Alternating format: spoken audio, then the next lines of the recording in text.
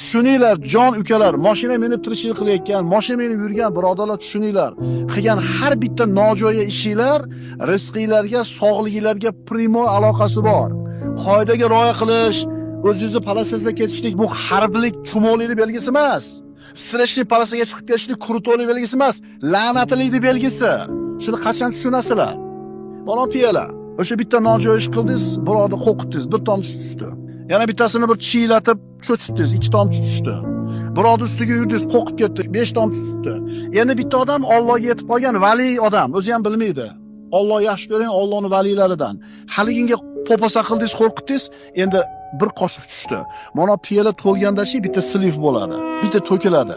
Ko'payib ketganda bitta chuqurga tushib ketasiz. Birovni bor mashinasini urasiz. Borib stolbani urasiz. Qayoqdan keldi bu musibat? Sen o'zing so'rab olding bu musibatni. Tushuninglar jon ukalar, mashina minayotganda Allohdan qo'rqinglar.